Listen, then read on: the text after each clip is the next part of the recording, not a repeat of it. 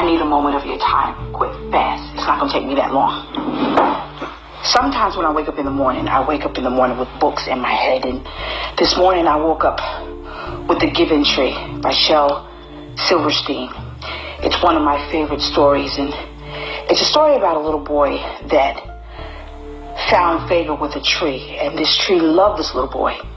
And the little boy would go to the tree and he would say, "Let's play." And the tree would sway. And the tree would let the leaves come down. And he would pick the leaves up and he would make a lion's mane. And when the boy got hungry, he dropped apples. And the little boy would pick up the apples. And he would eat the apples. And then when he got tired, he said to the tree, "I'm tired too." And the tree said, "Well, lean on me, and I'm going to give you rest. And my shade is going to block the sun." And so the little boy said, "Hey, I'm hungry again."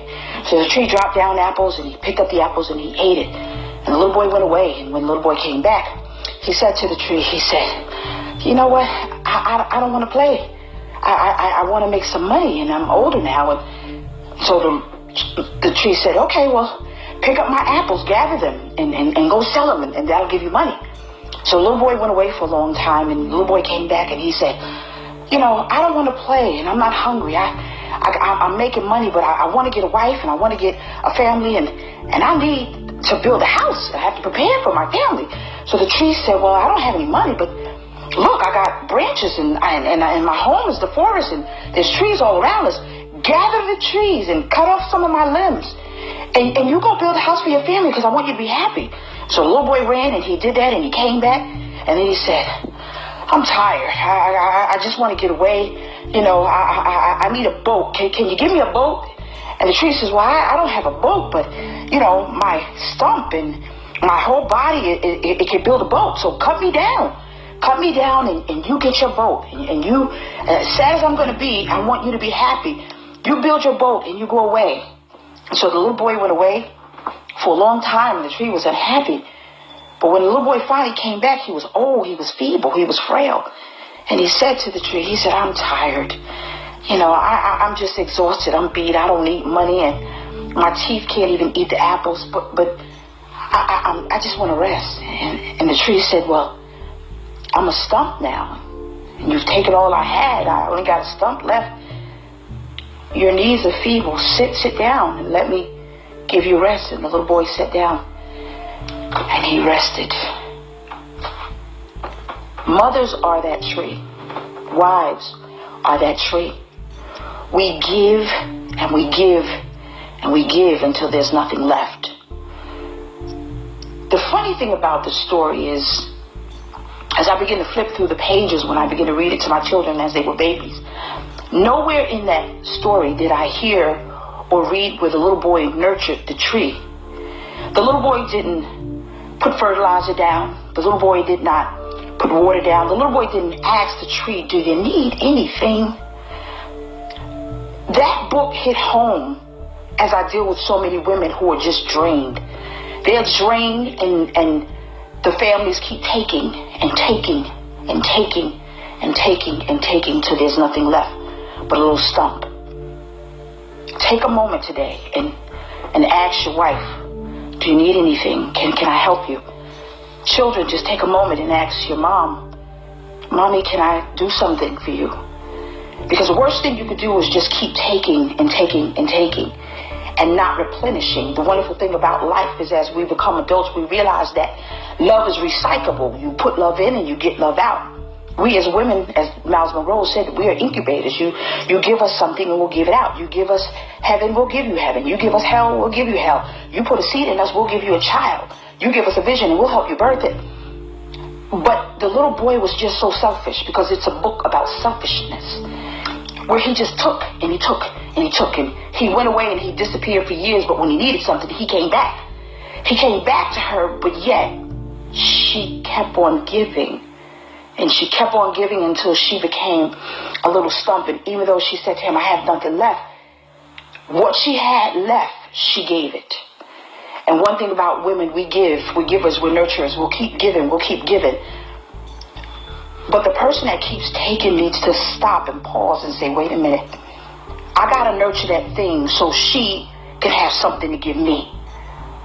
So many husbands are dealing with women who are angry because you're taking. And what are you putting back into your wife? So that when you come home, you can receive peace. You can receive a meal. You can receive everything that you need. What are children doing to say, Mom, I need, and for her to give of herself, her time, her energy, her finances, or whatever, for you to get it, you have to show her that you're grateful. You have to show her that you appreciate her.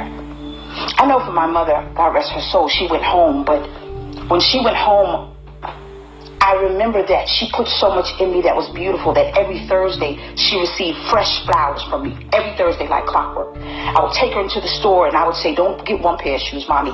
Get all three. Whatever you want, you get it. I would nurture her and I would sit at her feet and I would glean from her and I would learn from her. And she was able to understand that I not just was her daughter, but I was her friend. The story is so profound. We can learn a lot from children's books. We really can. Because it teaches character. It's a character building process that you put in a child and hopefully it'll stick. But we are the giving trees, women. We give, and we give. And we have people who just take in our family, our husbands and our children. They just take and they take and they take. Because the little boy even didn't say, well, tree, do you need anything? You need me to mow the grass around you, do you? But the tree said, I want you to be happy. Do you realize how strong it is for women to sacrifice themselves? I was speaking to a girlfriend the other day, and I'm going to let you go. And she said that she watched her mother feed everybody, but she never ate. She watched her mother do things, but she didn't do. Because Mommy had counted the pennies to make sure that they ate. And even though she sacrificed it because she didn't have. I remember even as a little girl, I shared this story, and my mother could not afford all of us to have McDonald's at the same time, because even though my father worked and he made good money, there were times when she had to budget. And one time she took us to McDonald's on Fulton Street and she bought one Big Mac, and she had 4 children.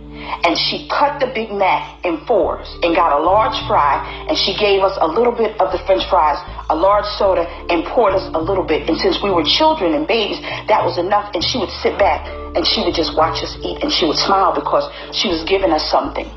One thing about women, we give because it makes us happy. But we're not to be taken for granted because we do that, because God has given us that ability. Understand the story of Adam and Eve. Adam had, Eve received. And so if you're a husband, please understand that your job is to replenish your wife. If you're a mother, your children's job is to replenish you. Don't wait for your birthday, holiday, Christmas. Nah. That's fine. But get a replenishment day and tell your children, even if they're small, they don't know, today you're going to do the dishes.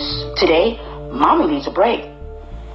Today, we're going to give you a coupon, and that coupon is to rub Mommy's back. Because sometimes children don't know, but when children get older, don't allow them to drain you dry. Don't allow your husband, hopefully if he's smart, he'll get this message and say, it's time for me to replenish my wife. The Giving Tree is a wonderful story. I admonish you all to get it if you've never heard the story. And if you've heard the story, apply it. I admonish couples to get it and read it to each other. That's what I would do if I was counseling couples. Read The Giving Tree to each other, so that you won't be selfish and you'll realize that your husband or your wife needs replenishment. Women specifically, we need to be replenished. And it's not about sex. Sex is a wonderful thing. You're married, have lots of it. However, when your wife is tired, she won't even tell you because she doesn't want to rattle your feathers.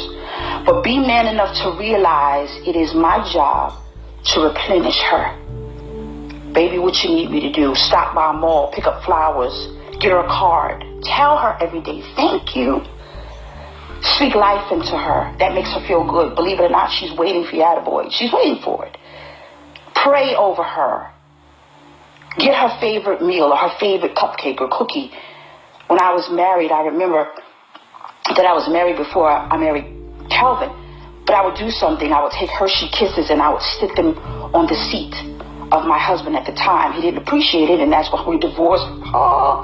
However, it is very imperative that you not take your spouse for granted, because he and she are together as a unit, and the wife is that giving tree, and she's given and she's given, And you're taking and you're taking, but you're not putting anything back. For moms, don't wait till your mother is laying in a box and you're standing over her and you wish that you would have taken more time while she is breathing. Now give her that.